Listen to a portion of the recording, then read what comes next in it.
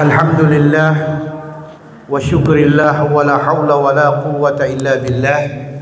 Asyhadu an la ilaha illallah wahdah wa asyhadu anna Muhammadan abduhu wa rasuluhu wa la nabiyya ba'dah.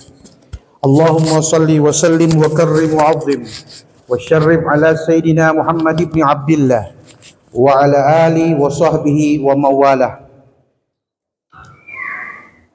Allahumma zidna ilman nafi'an warzuqna fahman wasi'an. Rabbi syrah li sadri wa yassir li amri wahlul 'uqdatam min lisani yafqahu qawli. Rabbi saddid lisani wahdi qalbi bihaqqi sayyidina Muhammadin sallallahu alaihi wasallam. Amma ba'd. Yang saya hormati Bapak Imam Masjid Al-Haq, Ketua Badan Ta'mir Masjid, guru kita Bapak Ustadz Rijal Kasim, sahabat saya yang dituakan, Bapak Haji Syarifuddin Tuwadi. Beliau salah seorang anggota Dewan Hakim Musabaqah Tilawatil Quran tingkat provinsi Sulawesi Utara. Jadi beliau ini memang mantan qari dan kami sudah lama bersahabat di provinsi. Cuma kemarin tidak sempat karena ada kegiatan haul waktu itu. Jadi beliau yang melaksanakan kegiatan dengan ketua dan Dewan Hakim lainnya. Ustadz Jufri Ayuba, Ustadz Akbar Mose, Pak Haji Jabar Tipu, pimpinan Rumah Tahfidz Era Baru kan? Era Baru apa Era Batu? Era Batu. Soalnya hampir sama DP Era, cuma DP Batu dan DP ini yang beda. Bapak-bapak, Ustadz para asatidzah, ibu-ibu majlis ta'lim, anggota Sayyid Ayyam yang saya muliakan yang dirahmati Allah. Saya mau tanya sedikit sama ibu-ibu. Boleh ibu? Boleh. Coba ibu baca ta'awudz, kemudian basmalah, kemudian surah Al-Ikhlas. Coba.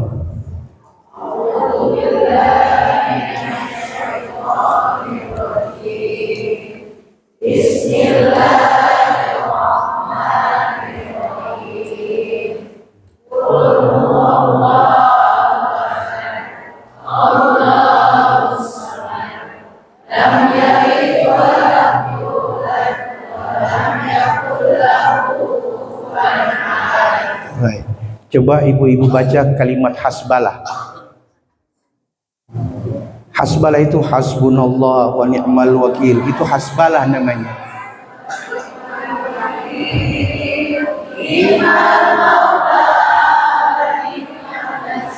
Ya, itu apa namanya itu? Kalimat hasbalah. Kalau yang tadi apa namanya? Yang pertama ta'awudz, yang kedua basmalah. Jadi harus tahu nama-nama tersebut ya.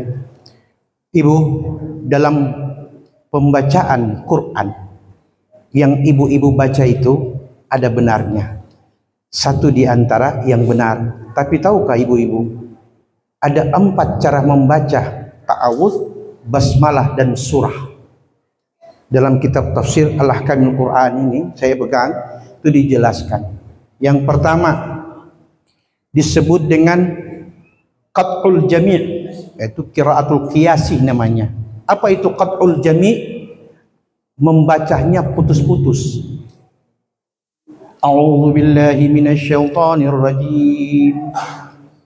Putus. Bismillahirrahmanirrahim. Putus. Qul huwallahu ahad, Allahus samad, dan seterusnya. Itu namanya qat'ul jami', cara pertama membaca Al-Quran. Yang kedua disebut dengan waslul jami'. Apa itu waslul jami'? Itu dibaca semua disambung, tiga-tiga. A'udzu billahi minasyaitonir rajim. Bismillahirrahmanirrahim. Qul huwallahu ahad, Allahus samad. Itu namanya waslul jami'. Cara kedua. Cara yang ketiga disebut waslul ula wa qat'u tsani. Waslul ula artinya ta'awuz dan basmalah bersamaan dan putus kemudian sambung dengan surah. Contoh, a'udzu billahi minasyaitonir rajim, bismillahirrahmanirrahim, berhenti. Qul huwallahu ahad, Allahus samad. Itu cara ketiga, namanya waslul ula wa qat'us tsani. Cara yang keempat disebut dengan qat'ul ula wa waslus tsani. Ta'awuznya baca sendiri, basmalah dan surah dibaca bersambung. Contoh, a'udzu billahi minasyaitonir rajim, berhenti. Bismillahirrahmanirrahim, qul huwallahu ahad. Bisa dipaham? Itu namanya qiraatul qiyasi, cara membaca awal surah. Ustadz, bagaimana ketika saya membaca basmalah, bismillahirrahmanirrahim, pada pertengahan surah? Bisa tidak? Itu hukumnya mubah, karena membaca basmalah ada 4 hukum di dalamnya. Yang pertama, hukum wajib, wajib membaca basmalah. Yang kedua, hukum sunnah membaca basmalah. Dan yang ketiga, makruh membaca basmalah. Dan yang terakhir disebut dengan mustahab atau mubah. Bisa dipahami ini, Pak? Haram membaca basmalah ketika ibu-ibu baca Quran surah At-Taubah. Ketika ibu-ibu, bapak-bapak membaca Quran surah At-Taubah, itu haram hukumnya membaca bismillah. Siapa yang hafal awal surah At-Taubah? Kenapa dilarang? Kenapa diharamkan? Karena surah itu banyak mengandung celaan, hinaan, dan ancaman Allah kepada orang-orang musyrik dan orang-orang durhaka, sehingga tidak boleh disebut sifat pengasih dan penyayangnya Allah di awal surah. Karena dimulai dengan kata bara'atum minallahi wa rasulih. Allah berlepas diri dan rasulnya dari orang-orang yang mana? Ilal ladzina ahadtum minal musyrikin, dari orang-orang musyrik ketika mereka melanggar perjanjian. Itu baru setara sudah dimulai dengan Allah berlepas diri dan rasulnya. Maka kata ulama, diharamkan membaca surah itu diawali dengan basmalah. Berikut,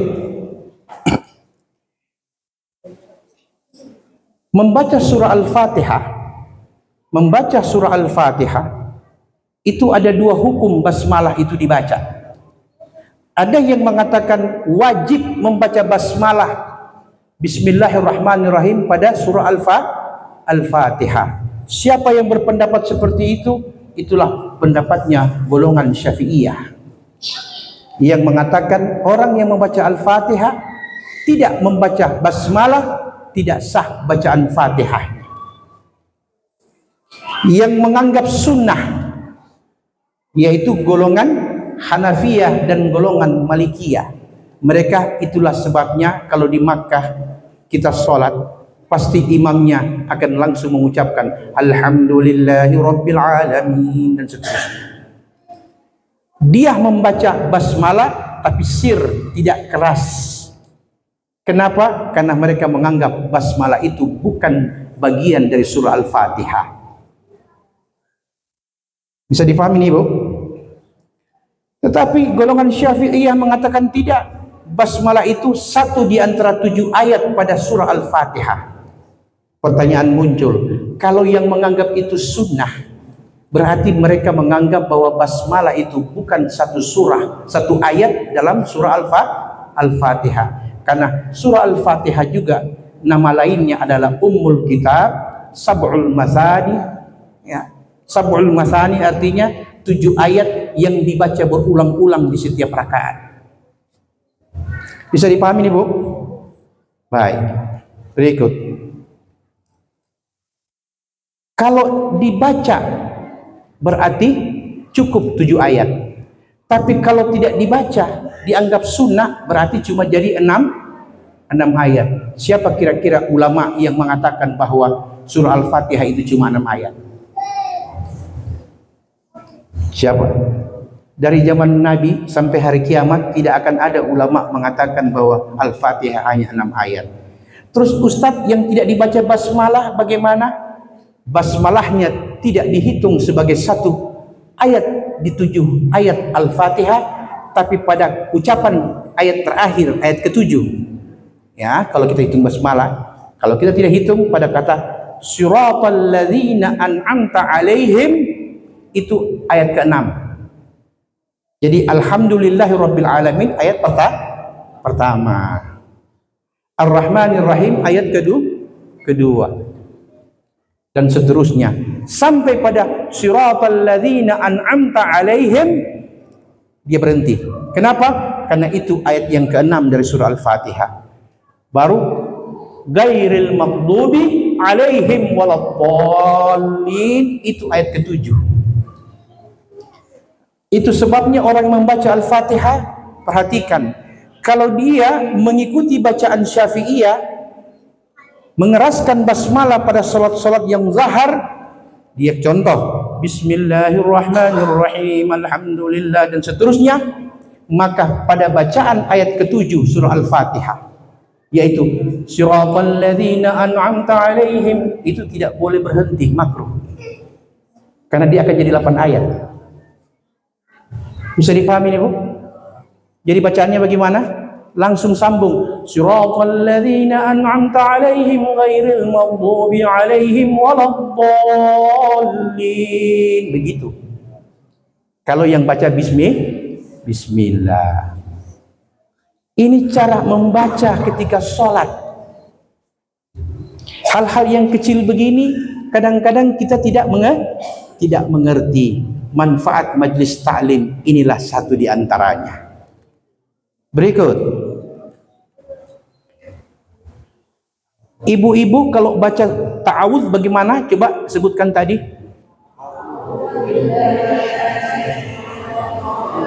Oke, apa artinya?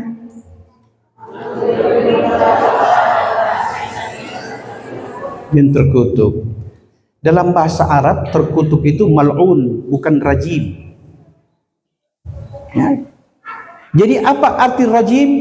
Yang dilempar atau yang terlempar. A'udzu billahi minasyaitonir rajim. Aku berlindung kepada Allah dari syaitan yang terlempar. Kenapa syaitan terlempar? Ia terlempar dari rahmat dan hidayah Allah. Ini makna ar-rajim. Yang pertama. Terus Ustadz, itu yang diterjemahan salah? Tidak salah. Untuk memudahkan orang membaca dan memahami lebih dekat dengan pengertian yang dimaksud oleh penerjemah. Berikut. Ibu kalau mengucapkan ta'awudz, kalau ibu-ibu ada di rumah cuma sendiri, apa itu keluar anak-anak ta'ambur, jam 10 malam, kalau ada suara-suara tanpa wujud, ibu-ibu baca apa? A'udzu, cuma itu. Habis baca a'udzu, baca apa lagi? Ayatul Kursi. Habis itu apa lagi? Habis itu Ustadz, semua yang kita hafal. Apa selain daripada Ayatul Kursi? Doa makan, doa tidur, doa keluar rumah. Begitu. Nah. Tapi Ustadz, saya baca A'udzubillahi minasyaitonir rajim. Baru saya baca Bismillahirrahmanirrahim. Allahu la ilaha illa huwal hayyul qayyum. Alhamdulillah Ustadz. Cuma kita yang lari, setan nyanda. Ibu-ibu tahu kenapa begitu? Ketika ibu-ibu membaca ta'awudz, membaca Ayatul Kursi, justru rasa takut tidak hilang, malah bertambah, karena syarat ta'awudz tidak terpenuhi. Ada 4 rukun orang yang membaca ta'awudz sebagaimana diterangkan oleh para pakar-pakar Quran. Ada 4 rukun. Yang pertama disebut dengan rukun pertama al-isti'adzah. Al-isti'adzah artinya ucapan ta'awudznya itu mesti ada. Ibu-ibu baca ta'awudz tadi kan cuma sebutkan toh, a'udzu billahi minasyaitonir rajim. Itu kata Quran. Ada lagi kata Quran juga. Apa itu? A'udzu billahi samii'il 'aliim minasyaitonir rajim. Itu kata Quran juga. Jadi ada dua yang diperkenalkan Quran, kalimat ta'awudz. Coba ibu baca yang kedua. Yang biasa toh. Kalau yang baca ratib biasanya tahu itu. Kalau yang jarang-jarang baca ratib agak kurang tahu itu. A'udzu billahi samii'il 'aliim minasyaitonir rajim. Coba. A'udzu billahi samii'il 'aliim minasyaitonir rajim. Kalimat itu mesti ada dulu. Rukun yang kedua membaca isti'adzah yaitu disebut dengan al-musta'idzu. Apa itu al-musta'idzu? Selain ucapan, orang yang mengucapkannya juga harus ada. Kenapa Ustaz? Kan itu isti'adzah kalau ada ucapan kan pasti ada orangnya juga yang ucapkan. Ya, kalau zaman dulu mungkin, zaman sekarang tidak lagi. Kenapa? Dia taruh tape di situ. Dia taruh tape. Baru tape yang baca a'udzu billahi minasyaitonir rajim. Berarti rukun isti'adzah tidak terpenuhi yang kedua. Mesti ada orang yang mengucapkan. Rukun yang ketiga, al-musta'adzu bihi. Apa itu artinya? Ketika ibu meminta perlindungan kepada Allah, itu yang dimaksud dengan al-musta'adzu bihi. Dengan siapa kita minta perlindungannya? Berarti Allah. Yang keempat disebut dengan al-musta'adzu minhu. Ibu-ibu minta perlindungan Allah dari hal apa? Dari hal apa? Dari hal yang ditimbulkan oleh syaitan. Apakah itu ketakutan? Apakah itu wiswas? Apakah itu kekhawatiran dan sebagainya yang ditimbulkan oleh syaitan? Aku minta dan aku berlindung kepada Engkau ya Allah. Jauhkanlah aku dari sifat was-was, sifat takut, sifat tercelah lainnya. Itu disebut dengan al-musta'adzu minhu. Artinya kita minta perlindungan Allah dari apa yang ditimbulkan oleh syaitan. Inilah 4 rukun orang yang membaca isti'adzah. Bisa dipaham, Bu? Oke. Kemudian mari kita lihat cara membaca Al-Fatihah ketika sholat. Di sini dikatakan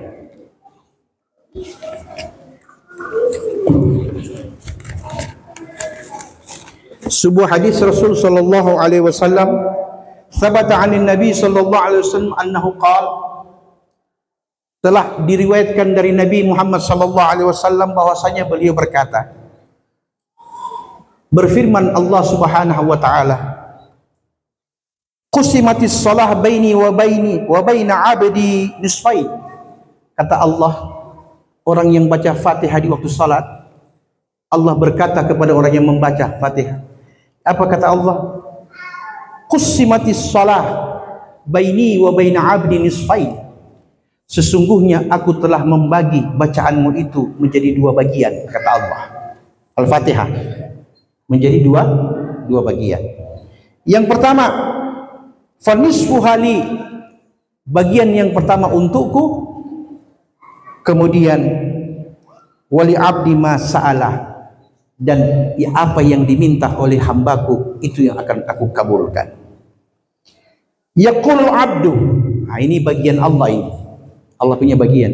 Ketika seorang hamba berkata, alhamdulillahi rabbil alamin, yang artinya apa Ibu? Segala puja dan puji bagi Allah, Tuhan semesta alam. Kenapa disebut alamin, semesta alam? Karena Allah menciptakan makhluknya dengan berbagai macam alam.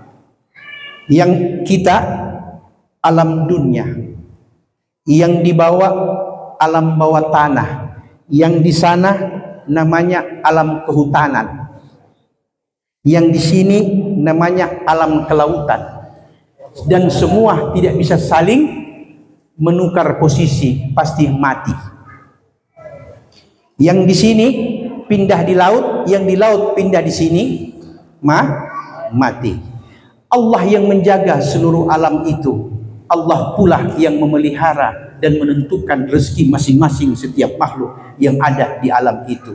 Makanya surah Al-Fatihah diawali dengan Alhamdulillahi Rabbil Alamin. Segala puji bagi Allah atas segala apa yang telah Ia berikan dan apa yang telah Ia karuniakan kepada semua manusia, semua makhluk, dan di semua tempat dan di semua alam. Ini makna yang dikandung. Ketika seorang hamba salat, dia mengucapkan Alhamdulillahi Rabbil Alamin, saat itulah Allah berkata, Allah menyambut ucapan itu dengan ucapan apa? Yaqulullahu ta'ala hamidani abdi, hambaku telah memujiku. Makanya kadang-kadang kalau orang faham, waktu dia sholat dia baca begini, ibu.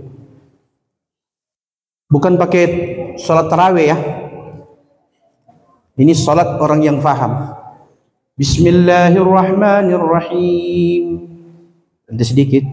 Alhamdulillahi Rabbil Alamin. Karena di situ Allah akan menjawab ucapan itu. Hamidani abdi, hambaku telah memujiku. Itu bagian Allah. Karena pujian itu hanya untuk Allah, tidak untuk selain Allah. Kemudian ketika seorang hamba berkata, apa dia ucapkan? Ar-Rahmanir Rahim. Yaqulullahu ta'ala. Kemudian Allah berfirman, Athna alayya abdi, hambaku telah memujiku. Allah jawab itu. Dan ketika seorang hamba berkata, Maliki yaumiddin, yaqulullahu ta'ala, Majjadani abdi, hambaku telah mengagungkanku. Tiga ini bagian Allah. Bagian Allah. Mari kita lihat bagian kita waktu baca surah Al-Fatihah. Yaqulu abdu, Iyyaka na'budu wa iyyaka nasta'in. Apa kata Allah? Allah berfirman, Fahadihil ayah baini wa baina abdi wa li abdi mas'al. Ayat iyyaka na'budu wa iyyaka nasta'in, Allah bilang dibagi dua. Yang pertama bagianku, yang kedua bagian hambaku. Apa artinya iyyaka na'budu? Ibu, hanya kepadamu lah aku menyembah, berarti bagian Allah. Tapi ketika ibu menyebut iyyaka nasta'in, apa artinya ibu? Hanya kepadamu ya Allah kami meminta pertolongan. Bagian siapa itu? Bagian kita. Dan Allah berkata lanjutannya, wali abdi mas'alah, bagi hambaku apa yang dia minta. Bisa dipaham bu? Ketika seorang hamba berkata, Ihdinas siratal mustaqim, apa kata Allah? Ya, Ihdina siratal ladzina an'amta alaihim ghairil maghdubi alaihim waladdallin. Apa kata Allah? Allah berkata, fahaula'i li abdi wa li abdi masal. Semua itu untuk hambaku dan bagi hambaku apa yang dia minta. Makanya ketika kita sholat berjamaah, ketika imam sampai pada akhir bacaan suratul Fatihah, akhir bacaan suratul Fatihah, imam mengucapkan begini, waladdallin. Agak panjang itu ya. Hati-hati ibu menyebutkan waladdallin. Kenapa? Karena dia bisa berakhiran lim dan bisa berakhiran in. Ini kesalahan fatal. Coba ibu-ibu sebutkan, saya dengar. Bapak-bapak dengar bilang apa terakhir? Lin apa in? Coba bapak-bapak.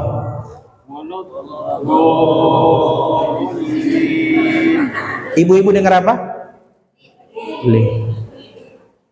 Karena ada waladdallin, in, bunyinya in. Itu bacaan salah. Oke, itu yang pertama. Yang kedua, ketika imam mengucapkan kalimat itu, waladdallin, waktu imam tarik panjang, sisipkan doa kita di antara amin dan waladdallin. Ada hadisnya.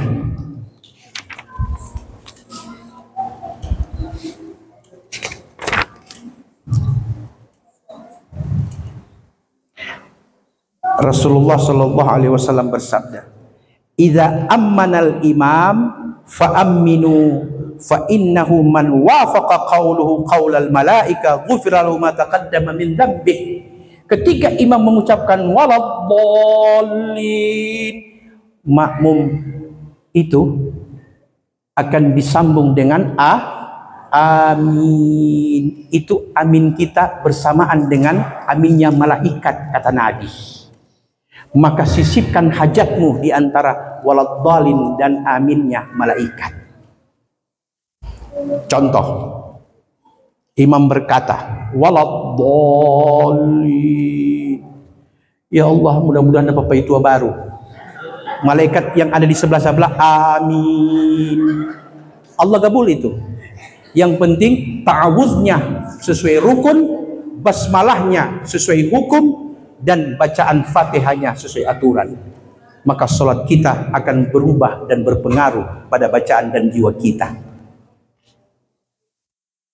Bisa dipaham, Bu? Seolah-olah kita ada berdiri di sini kok paham-paham. Terakhir saya tutup, biar trompet Ustadz lebih lama dia pimpin dikit. Terakhir, ada seorang ibu yang sudah tua, sudah umur kurang lebih 70 tahun. Dia punya anak satu orang, sudah sukses, sudah kaya, sudah makmur, sudah sejahtera. Datang anaknya kepada ibunya berkata begini, ibu, mak, hari ini apa yang mama mau? Sebutkan saja, nanti anak dah yang akan penuhi. Mamanya diam. Mamanya tatap wajah anaknya sambil tersenyum berkata, nak, kalau toh ada permintaan dari mamamu ini, mama cuma minta kau antar mama ke tepi kuala, ke tepi sungai. Ini mama dulu. Kalau mama sekarang, jawab sendiri. Mama dulu begitu, kasihan, polos-polos. Mak, kemana mak? Pinggir sungai. Maknya tidak salah? Tidak. Mau bikin apa di situ? Mau dapat gurumi? Mamanya bilang, kalau kau mau, bawa saja di situ. Akhirnya dengan penuh tanda tanya dibawalah ibunya ke tepi sungai.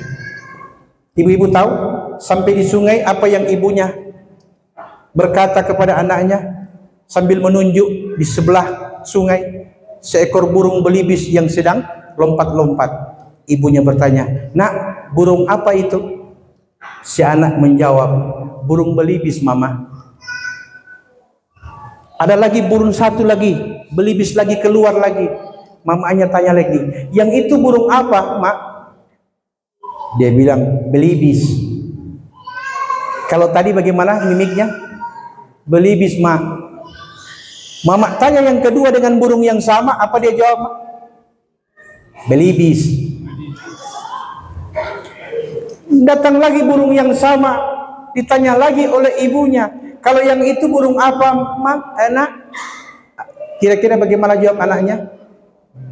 Belibis. Ketiga kali kita dah bilang sama itu burung. Jawaban yang ketiga ini menetes air mata ibunya. Menetes air mata ibunya sambil berkata kepada anaknya, nak, usiamu sekarang 40 tahun. 38 tahun yang silam ketika usiamu berumur 2 tahun.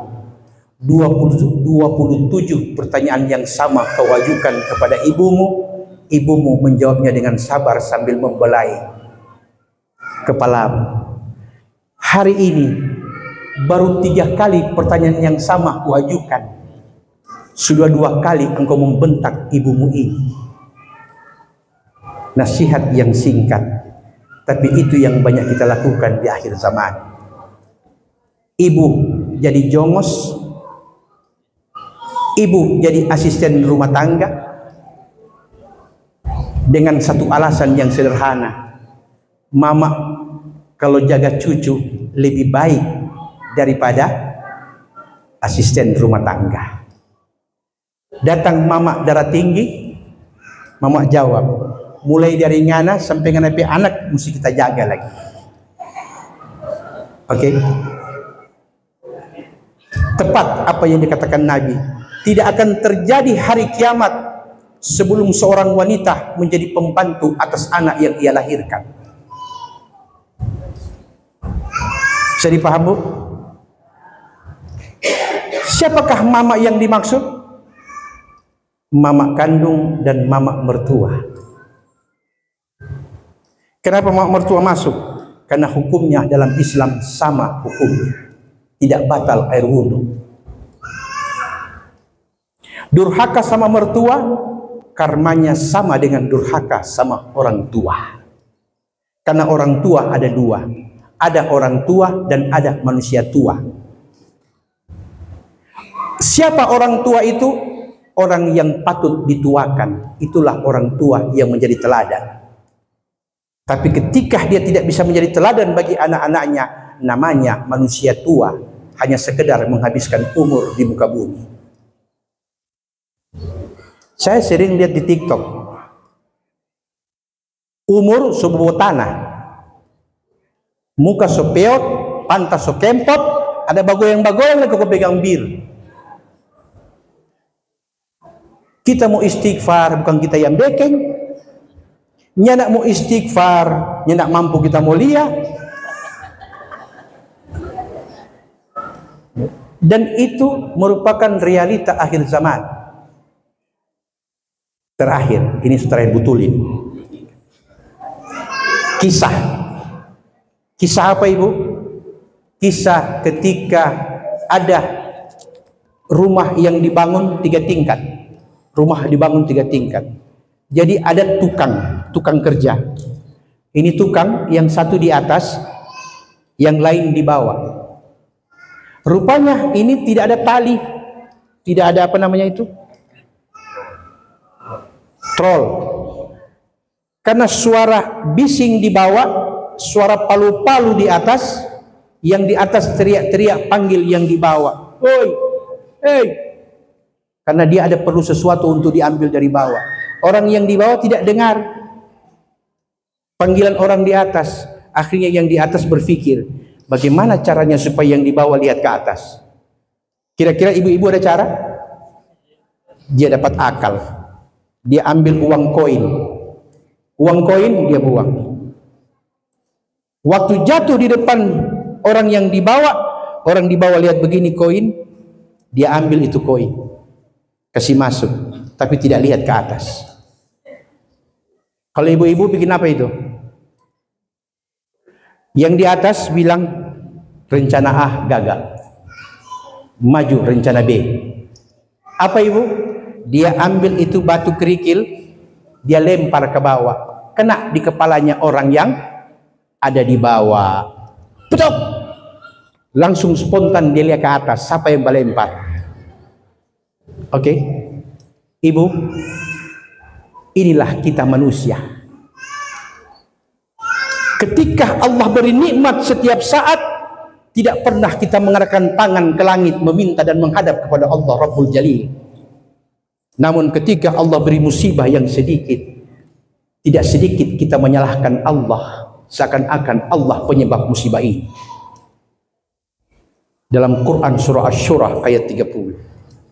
Allah Subhanahu wa taala berfirman, "Wa ma asabakum min musibatin fabima kasabat aydikum wa ya'fu an katsir." Dan tidaklah satu musibah yang datang kepada kaum manusia kecuali itu adalah cinta, kasih sayang Allah, tapi kalian yang telah melakukan kesalahan.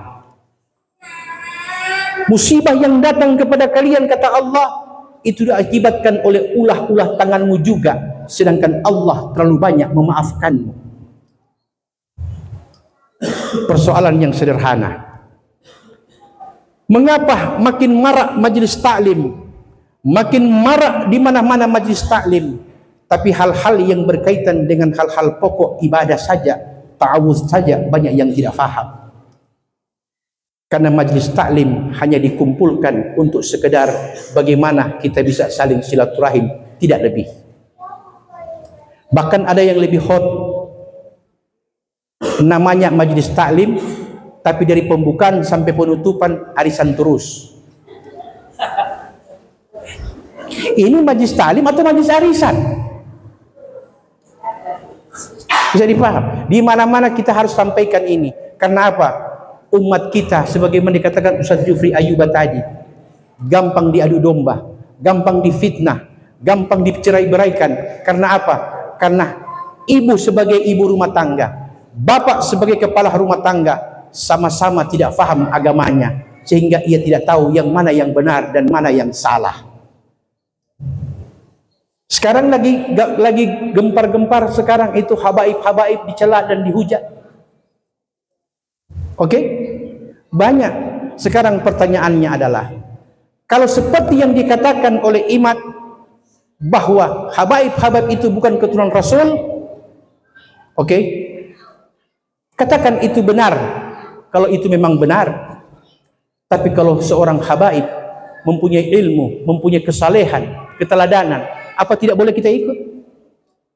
Kali itu kita tidak melihat habaibnya lagi, tapi kita melihat kesalehan dan kealimannya.